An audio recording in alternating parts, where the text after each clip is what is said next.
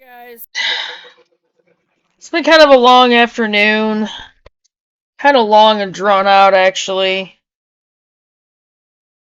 I was really working on trying to get the information together for the informational video. I'm just, it's been kind of a sleepy afternoon. We have rain coming and storms and that kind of thing, and it's just kind of dreary now. Plus, the one main thing that's been on my mind today has just been getting out to that property, so. Anyway.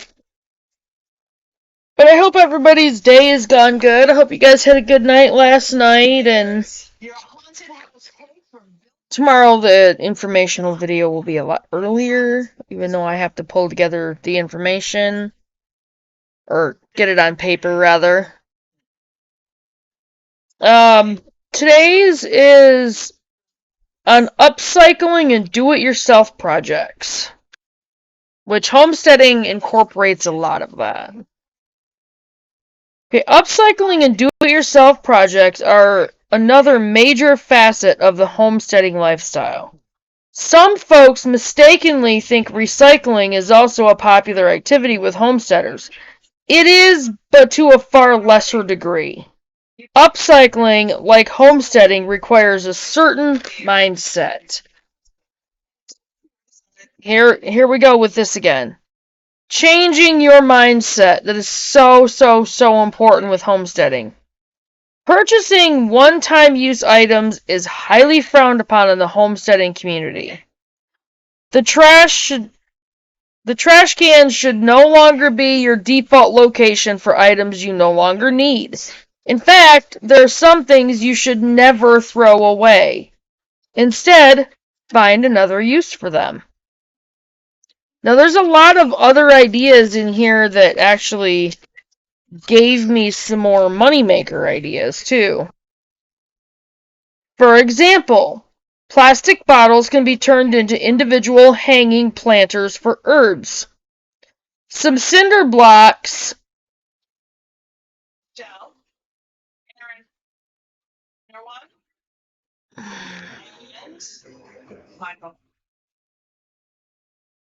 Unfortunately, that leaves Brian.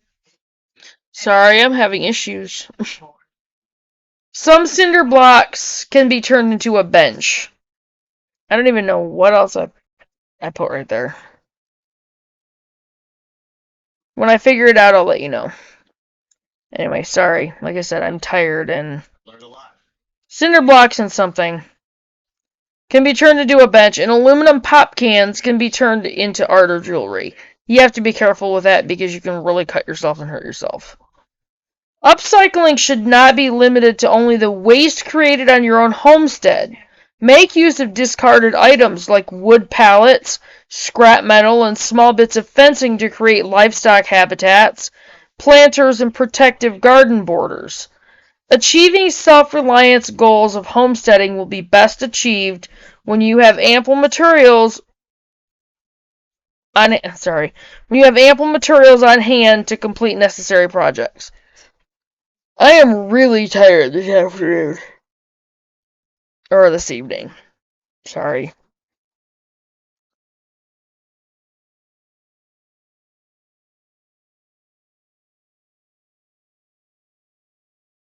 Upcycling scrap materials and doing the work yourself will save money, enhance your skill set, and undoubtedly fill you with a sense of intense pride and accomplishment when looking down at the completed project. You know, that's one of the really good things about homesteading is that when you are willing to do a lot of the work yourself, you can look back and not only realize that you did it yourself, but also that you now have that new skill set, which comes in very helpful down the road with other things that might come up. Many homesteaders turn their upcycling efforts into a cash making opportunity for their homestead. Well, I am so sorry, you guys. I've been yawning all afternoon. I think I need a nap. Anyway.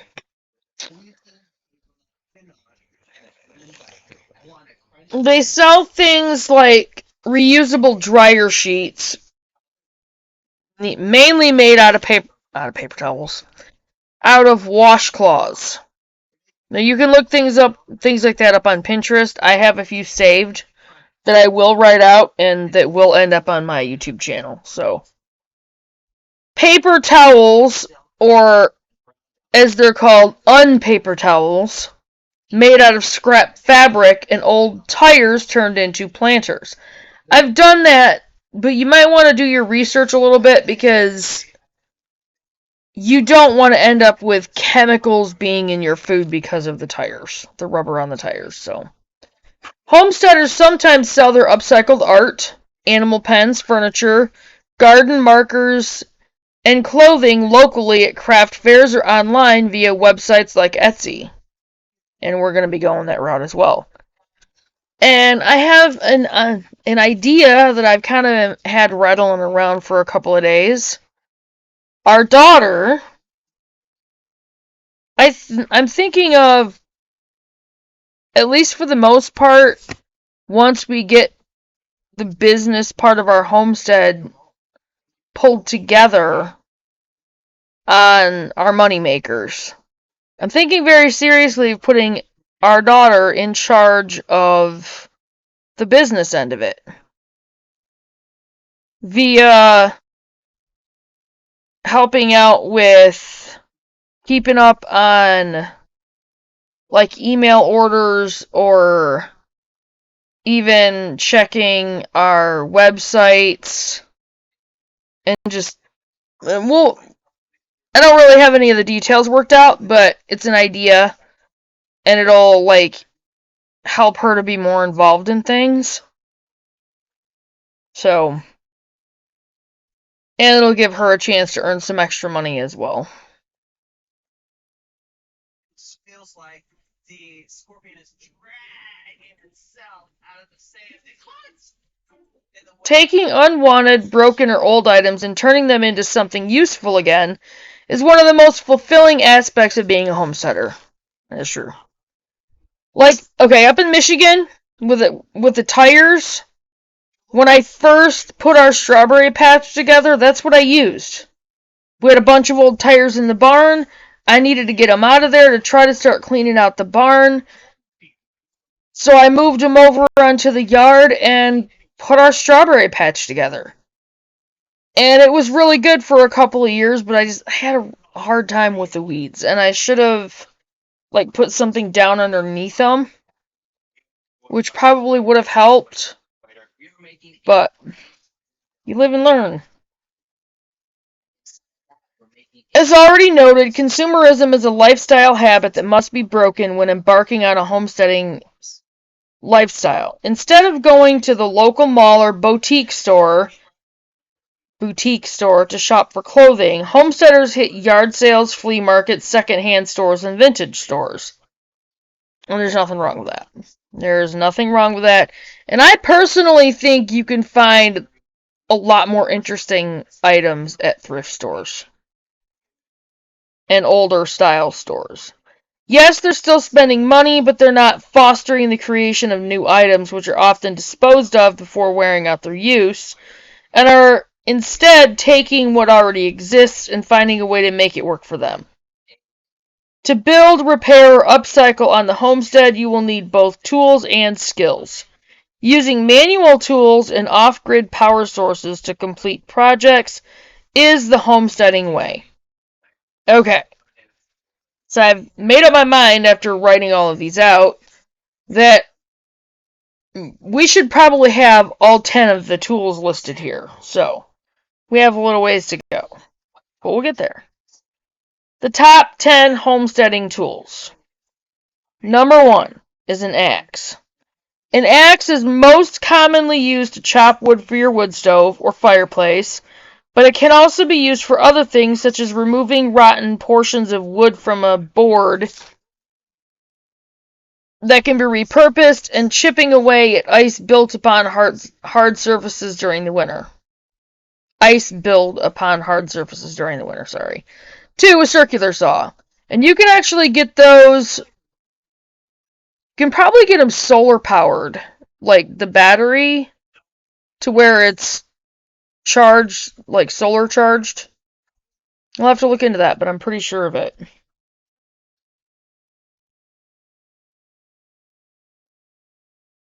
If you plan on engaging in a decent amount of woodworking on your homestead, a circular saw and a pair of safety glasses will be in order.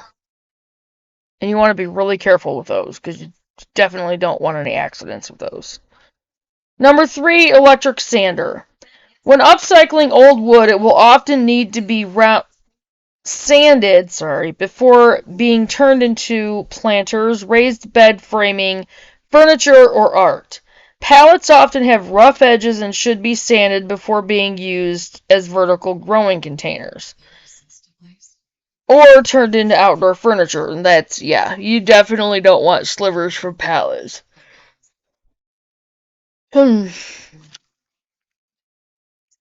Number 4, a hammer. Now, we do have a hammer, we only have one. There are multiple types of hammers, and you should own several to ensure you have the right tool to do the job that comes up. Do any job that comes up. I know there's like your bigger mall type hammers. There are your smaller ones for like smaller jobs. So we're gonna look into getting everything that we need. Number 5, a nail gun. Anytime a tool can save you time and fits your budget, it should be considered for purchase, and a nail gun would help.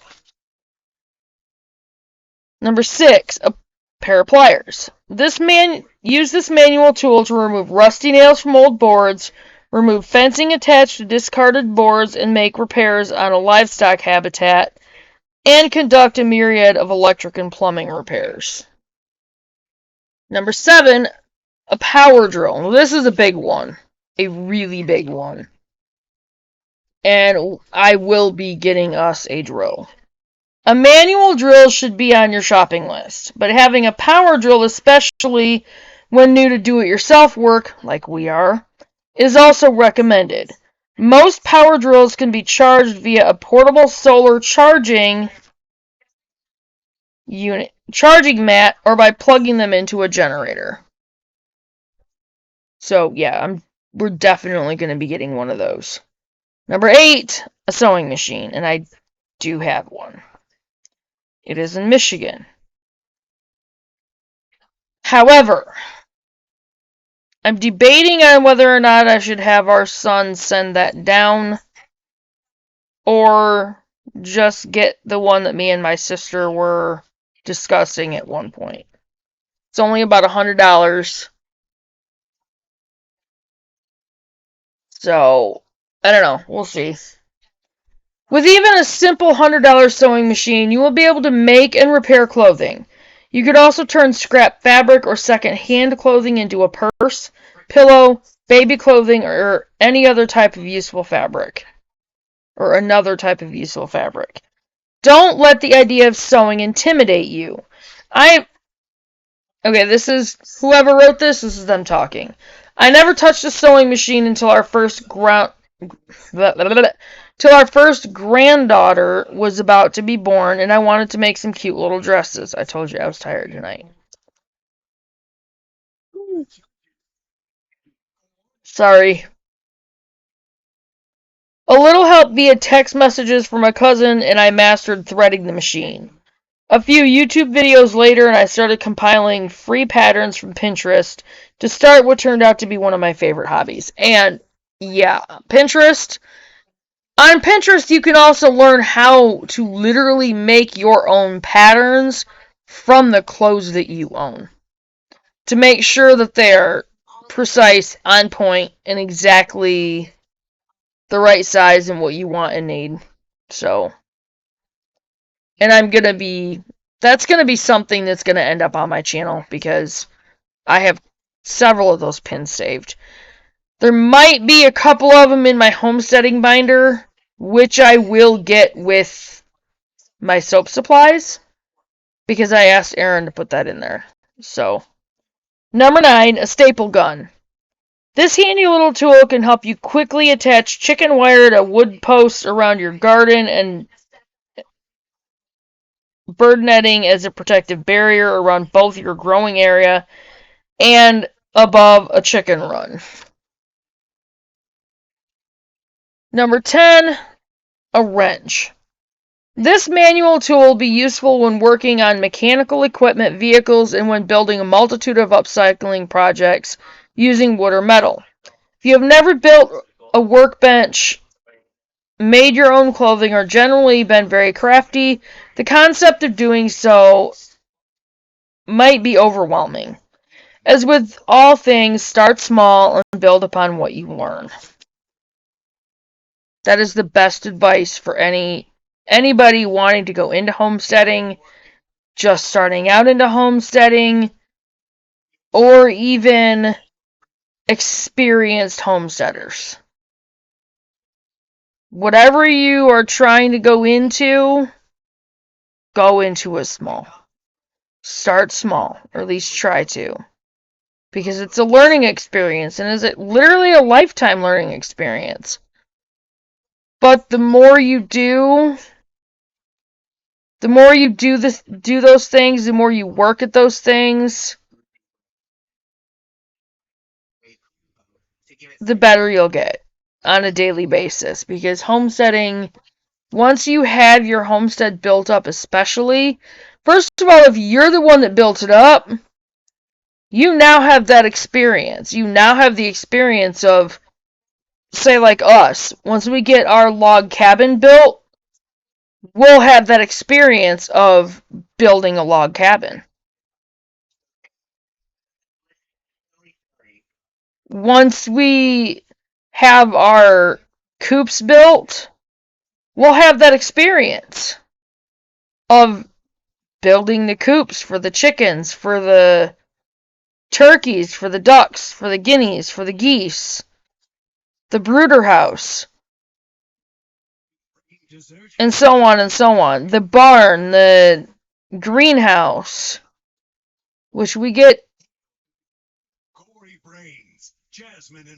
Yeah, we get the money from our investment, which we've been putting into. Once we have that money, I might actually purchase a greenhouse, which we have a place down here that sells different shed buildings and tiny home kind of things, and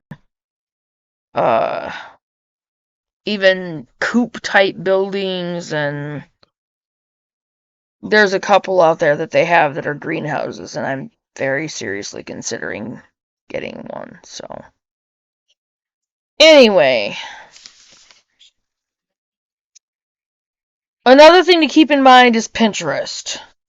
Pinterest is an excellent place to get inspiration and free patterns or plan for a plethora of homesteading projects both inside and outside.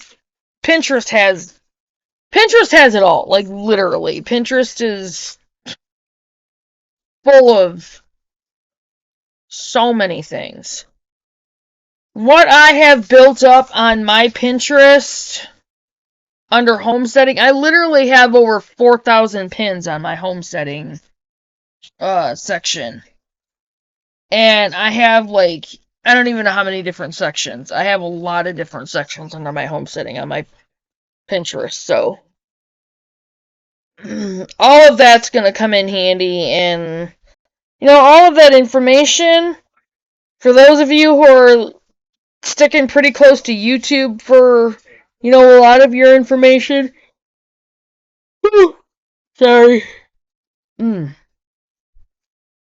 I'm gonna be putting the information that I have out there on YouTube. Plus, once we get to the property, I will be doing those videos showing what we're doing. And there's a good possibility that when we do go out there, the next time and actually get out there, I'll have my new phone, so I can use my phone to do the video. So I can actually do a video showing exactly how to get there. So.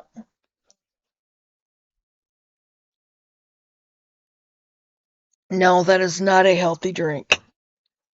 So it's a pop. It's one of those nights. I'm just really tired and need some quick caffeine. I don't do regular coffee, I just don't. Just really tired. Anyway. But I hope you guys will make use of the information that I'm putting on here, and that list of tools is it's pretty basic, because there's quite a few others that are recommended for homesteading tools, but it's a pretty basic list. But all of those tools are really important for a homestead, so. And the more we go and get into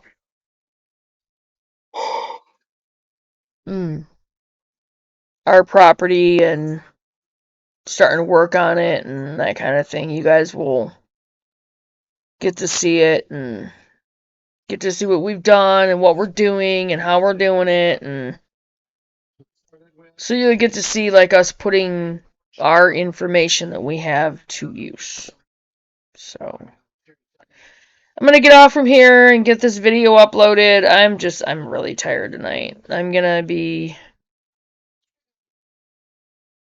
get the rest of the information down for tomorrow's informational video. Whew. Sorry. Ugh. Gosh, I'm tired. Anyway. I'm gonna get off from here, get this video up, and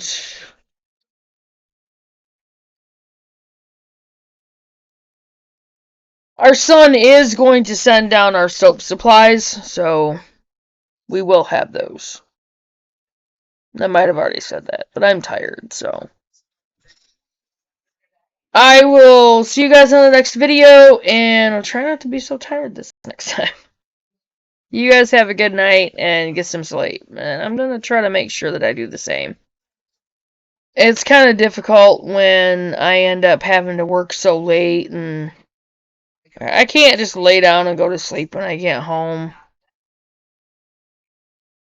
Like, even on like Doug and Stacy's videos, they talk about, that circadian rhythm that's built into all of us, where we're supposed to be able to wind down as the day gets done, as it gets into evening and nighttime. And between that 9 and 10 o'clock time frame, we should be able to lay down and go to bed. And go to sleep. And get enough sleep and get up like 6, 7 o'clock in the morning and be okay. Like right as the sun's coming up. But most people, their circadian rhythm is so messed up because a lot of people are up way too late, like us, and they're waking up too early, or they just don't get enough sleep, and your body just doesn't work like it's supposed to. And sleep is really, really important. But I don't get enough sleep often. So one thing I'm trying to really change the way things are with our family, and as we're getting further into the homesteading and especially onto our property and that kind of thing, to be able to get enough sleep. Anyway, just another little tidbit of information via Doug and Stacy. Anyway, I'm going to get off from here and get this video uploaded. So I will see you guys in the next video, which will be in the morning. You guys have a good night. Bye, guys.